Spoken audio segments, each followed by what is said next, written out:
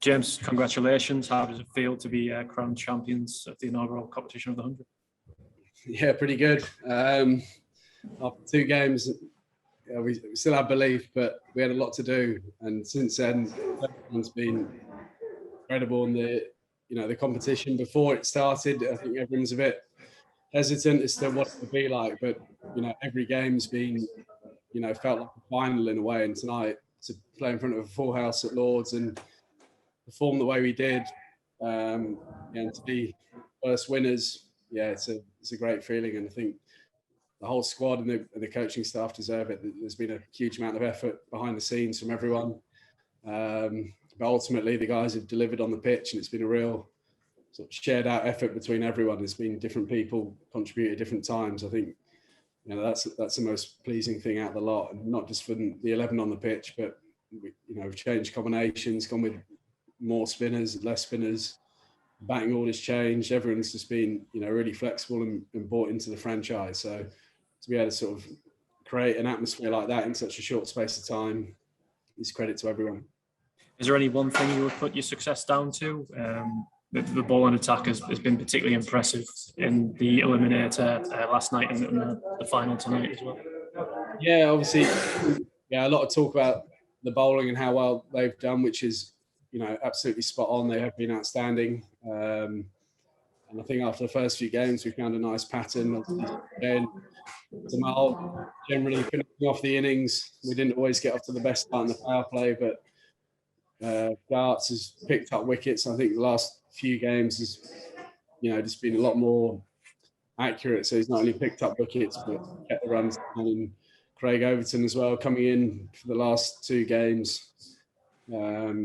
He's been top scorer as well. So, but not just the bowling unit, the batters as well. I think there's not been, not one player's dominated. Everyone sort of chipped in, and I think like that. Ross Whiteley, who's been, whenever he's been called upon, has been outstanding, and Sterlo gone unnoticed a bit the last since he's died. But even if he's got 20 or something at the start, we're off to a bit of a flyer. So to see him at 60 odd and Ross, I think he sort of changed the game there at the end from looking at maybe 140 to all of a sudden 160 odd. That made a massive difference in the game. Can I just ask how your nerves were when Liam was crashing it about there for a bit in the middle of innings? To be honest, I think it helped.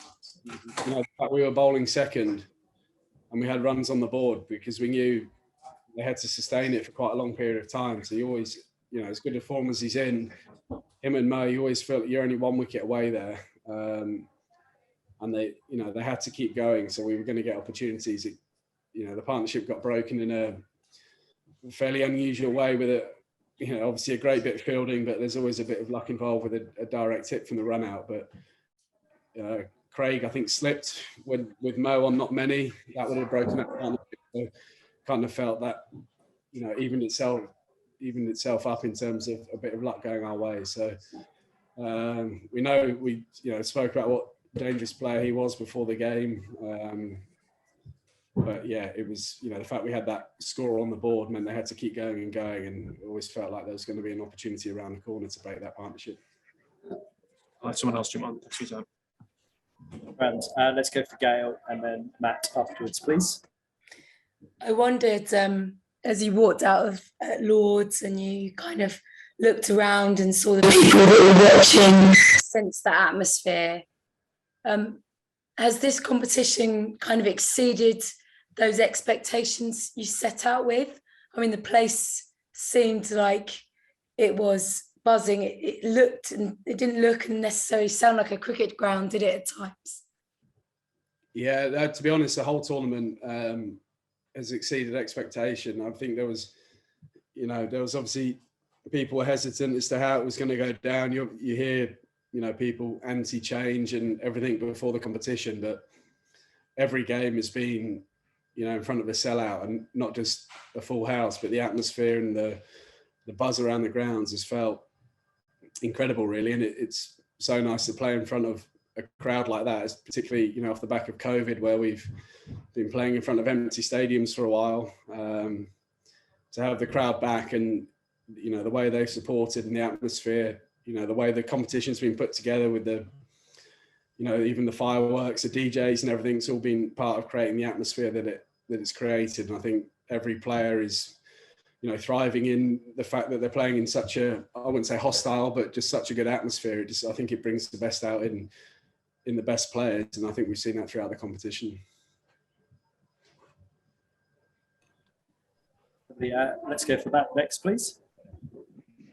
Hi, James. Sort of same theme. Could you speak a bit about two guys in Ross Whiteley and Jake Lintott, who have obviously been pretty consistent in the Blast for a few years, but probably haven't maybe had the platform to perform like they had tonight and sort of sell out crowds in a final on free-to-air TV, all that sort of thing?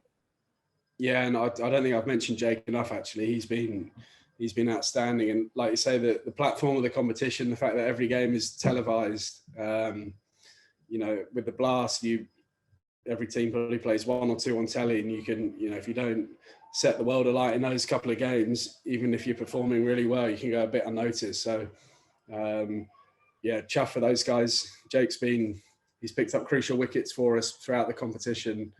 And yeah, I guess the 100's given, you know, people an opportunity to showcase how good they are, and the guys that have done it consistently hopefully reap the rewards of the fact we've been playing in front of full houses, televised games. I think there's been a lot of interest, not only in England, but around the world. So hopefully that opens up more opportunities for the players that deserve it. And, you know, the two guys you've mentioned there fully deserve it. They've been a massive part of our success this year. You mentioned Mills earlier as well. Sort of in the form he's in, do you think he's a banker for T20 World Cup squad? I hope so. I think he deserves it. You know, in my mind, it would make sense with Jofra not being available, someone that can bowl, you know, 90 odd mile an hour and has got the change ups that he has.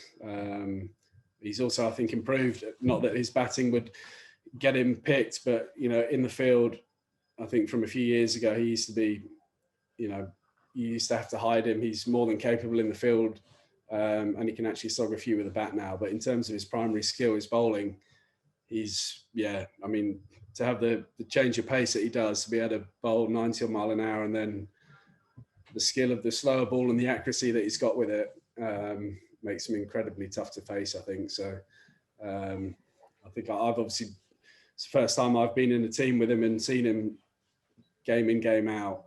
But yeah, he's been so reliable. He knows what he's doing. He knows what he wants. So he's very easy to captain.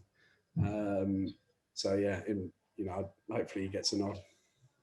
And just lastly from me, you've obviously had various different overseas players at various different stages since the initial draft, but it seems like you've sort of recruited pretty well in terms of replacements with Sterling and then Tim David, both playing big roles tonight. Yeah, I've played against Sterlo a fair bit when he's played at Middlesex, obviously being in the South Group in the Blast. I think this format suits him. He's someone that doesn't chew up any balls up front. And for someone that plays, you know, a fairly high risk game and scores at, you know, strikes 150 plus consistently, he actually, even if it's only 20 or 30, he does it fairly consistently. So it's good to see him go on tonight. And his off spin's actually pretty handy as well. We haven't used him the last couple of nights, but in the previous games at home with bigger boundaries, he's been useful there. So yeah, he's come in and fitted in really well and done a great job.